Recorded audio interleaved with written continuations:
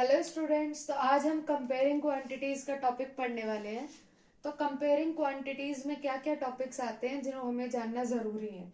एक हमारा होता है रेशियो, एक होता है percentage, ratio, percentage, unitary method हो गया, प्रोपोर्शन चेक करना हो गया, और भी बहुत सारी चीजें आती हैं। तो सबसे पहले हम जानेंगे कि रेशियो क्या होता है। जब भी हम दो नंबर या दो क्वांटिटी को कंपेयर करते हैं यानी कि हम उसका रेशियो निकाल रहे हैं। हम कंपेयरिंग क्वांटिटीज पढ़ रहे हैं, चैप्टर का मतलब यही है, हमें क्वांटिटीज को कंपेयर करना होता है।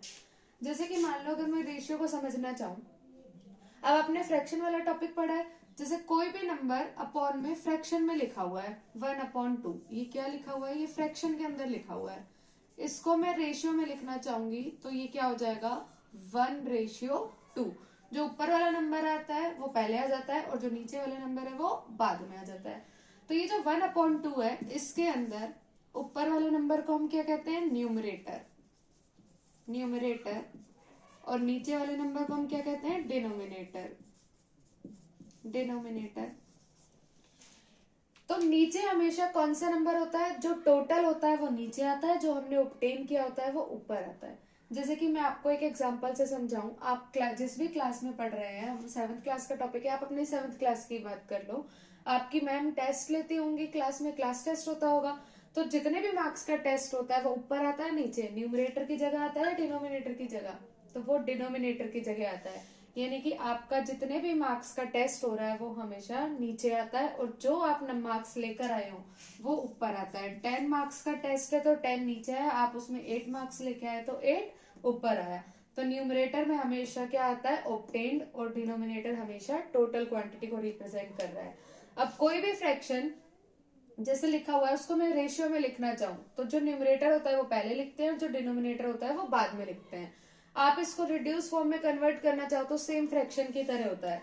जैसे फ्रैक्शन में हम कट करते हैं ना सेम टेबल से, यानी कि जिस टेबल में 8 भी आता है और 10 भी आता है। अब 2 की टेबल में 8 भी आता है, 10 भी आता है। 2 4 जा 8 एंड 2 5 जा 10। तो क्या आया, 4/5। सेम इसी तरीके से मैं इसको रेशियो में भी ऐसे ही कट करूंगी, 2 4 जा 8 और 2 5 जा 10। और सबसे जरूरी बात, जिन दो चीजों को कंपेयर कर रहे हो उनकी क्वांटिटी सेम होनी चाहिए। कैसे, मतलब आपको क्वेश्चन दे दिया जाए कि 12 किलोमीटर का रेशियो निकालो 18 किलोमीटर से, तो ये जो पीछे किलोमीटर किलोमीटर है ये सेम होना चाहिए, तभी तो ये किलोमीटर किलोमीटर आपस में कट होंगे। फिर ये 6 2 जा 12 एंड 6 3 जा 18, तो 2:3। अगर यहीं पे ये किलोमीटर किलोमीटर ना होके एक मीटर में होता, या फिर एक नंबर यही मान लो मैं आपको दे दूं कि 4 रुपीज का रेशियो निकालो 320 पैसे से, फिर कैसे निकालते, या तो इस पैसे को भी हमें रुपीज में कन्वर्ट करना होता है या इस रुपीज को भी हम पैसे में कन्वर्ट करेंगे। तो हमारे लिए इजी होगा कि हम इस रुपीज को भी पैसे में कन्वर्ट कर ले। हम जानते हैं 1 रुपीज इज इक्वल्स टू 100 पैसे। 1 रुपए में कितने पैसे होते हैं, 100 पैसे होते हैं। So 4 rupees is equals to 4 into 100, तो 400 पैसे आ गया। अब 4 रुपीज में कितना आया, 400 पैसे। तो 400 पैसे का रेशियो निकालना है हमें 320 पैसे से। तो यहाँ पे क्या हुआ, पैसे से पैसे कट गया, जीरो से जीरो कट गया।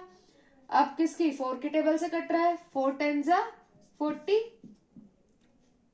और 4 8 जा 32।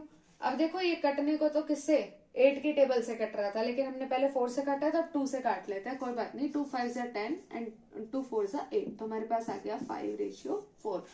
तो हमने जिनका भी रेशियो निकाला है उनका क्या है, क्वांटिटी सेम होनी चाहिए। अगर 1 रुपीज में 1 पैसे में है तो हमें या तो दोनों रुपीज में बनाना होगा या दोनों को पैसे में कन्वर्ट करना होगा।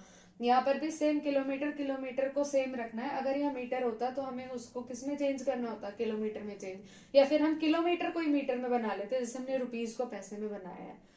तो हमने क्या देखा कि रेशियो को फ्रैक्शन में कैसे लिखते हैं और फ्रैक्शन को रेशियो में कैसे लिखते हैं। अभी फ्रैक्शन था, इसको हमने रेशियो में लिखा, इसी रेशियो को मैं फ्रैक्शन में लिखूंगी तो कोई भी नंबर हो, अब यहाँ पे मान लो 2:3 है, फ्रैक्शन में लिखूंगी तो क्या लिखूंगी, 2/3। और हमें ये भी पता है कि ऊपर वाला नंबर न्यूमरेटर और नीचे वाला डिनोमिनेटर है।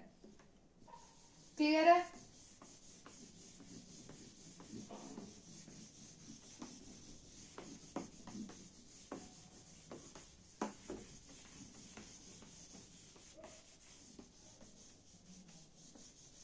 कोई भी रेशियो वाला नंबर दे रखा है, उसकी मुझे परसेंटेज निकालनी है। आज हम बेसिक बेसिक कर लेते हैं। आप किसी नंबर की परसेंटेज निकालना चाहते हो तो आप कैसे निकालोगे? मान लो आपने एग्जाम दिए, UT1, UT2, UT3, half yearly, final, सारे एग्जाम दिए और लास्ट में क्या हुआ कि आपको अपनी परसेंटेज निकालनी है क्या आई। तो आप क्या देखेंगे कि आपका एग्जाम कितने मार्क्स का है। जैसे आप एक क्लास टेस्ट पहले कर लेते हैं कि एक क्लास टेस्ट लिया मैम ने टेस्ट लिया 20 मार्क्स का, आपके मार्क्स आए 15। अब आपको परसेंटेज निकालनी है, तो परसेंटेज के लिए हम 100 से मल्टीप्लाई करते हैं। क्वेश्चन आएगा convert fraction number into percentage. तो आप क्या करेंगे, जो भी फ्रैक्शन नंबर आपको गिवन है उसको आप 100 से मल्टीप्लाई कर देंगे तो परसेंटेज में कन्वर्ट हो जाएगा। अब तो फिर सॉल्व करना है। 0 से 0 कट हो गया, 2 1 जा 2, 2 5 जा 10, तो 15 5 जा 75। तो ये कितना आ गया, 75% आ गया।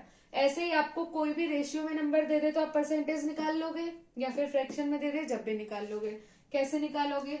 मान लो आपको इस कोई नंबर रेशियो में दिया है 14 रेशियो 16 कर लेते हैं। 14 रेशियो 16 दे दिया, आप इसकी परसेंटेज कैसे निकालोगे? 14/16 फ्रैक्शन में हो गया, परसेंटेज निकालने के लिए 100 से मल्टीप्लाई। तो आप कोई भी फ्रैक्शन नंबर को जब परसेंटेज में कन्वर्ट करेंगे तो 100 से मल्टीप्लाई करेंगे। अब अगर यही नंबर आपको परसेंटेज में गिवन है और आपको बोला जाए कि इसको फ्रैक्शन में कन्वर्ट करो, तो जब हम ये परसेंटेज हटाएंगे तो ये परसेंटेज का साइन है, परसेंटेज मतलब क्या होता है 100% होती है अपने आप में, कोई भी चीज अपने आप में 100% होती है। तो इस परसेंटेज का साइन हो गया मतलब 100, तो ये 100 से डिवाइड हो जाएगा। आप कट कर दो, 25 3 जा 75 एंड 25 4 जा 100, तो हमारे पास आ गया वही 3/4 या फिर 3/4। यहाँ पर भी तो यही था, 5 3 जा 15, 5 4 जा 20। तो हमारे को अगर कोई भी फ्रैक्शन वैल्यू को परसेंटेज में कन्वर्ट करना है तो 100 से मल्टीप्लाई। अब कोई भी परसेंटेज गिवन है, हमें फ्रैक्शन में कन्वर्ट करना है तो 100 से डिवाइड, जस्ट अपोजिट हो जाता है, यहाँ मल्टीप्लाई और यहाँ पे डिवाइड हो जाता है। इस वाले क्वेश्चन को कर रहे थे हम लोग। तो ये 4 की टेबल से कट रहा है, 4 4 जा 16, 25 4 जा 100 होता है। अब 2 2 जा 4 एंड 2 7 जा 14, मतलब मैं जितना कट सकता है उतना कट करना है। तो 25 7 जा कितना होता है, 25 7 जा होता है 175/2। डिवाइड कर दो 2 से, 2 8 जा 16, 2 7 जा 14.5, 87.5% आ गया हमारे पास। तो आपको भी ऐसे दे दे तो आप कन्वर्ट कर दोगे। चलो अब 87.5 को हम कन्वर्ट करके देखते हैं किसमें, फ्रैक्शन में। तो देखो 87.5 डिवाइड करना है 100 से, क्योंकि हम फ्रैक्शन में कन्वर्ट कर रहे हैं इसको। अब ये पॉइंट का भी 0 लग गया, पॉइंट के बाद जितने नंबर होते हैं उतना 0 लग जाता है। अब ये 25 की टेबल से कट रहा है 40 टाइम्स, यहाँ पे भी 25 की टेबल से कट रहा है 35। अब देखो 5 7 जा 35, 5 8 जा 40, हमारे पास आ गया कितना 7/8। और यहाँ पे भी तो 14/16 था, जो कि किसकी टेबल से कट रहा था, 2 की टेबल से। 2 7 जा 14, 2 8 जा 16, तो 7/8 आ गया ना। इजी है।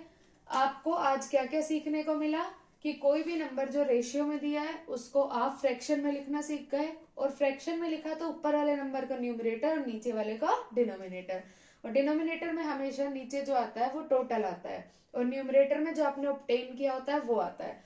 अब इसी फ्रैक्शन नंबर को आप परसेंटेज में कन्वर्ट करना सीख गए, और कोई भी परसेंट दिया तो उसको आप फ्रैक्शन में कन्वर्ट करना सीख गए। तो आज के लिए इतना ही। Thank you so much. बाकी नेक्स्ट वीडियो में देखेंगे।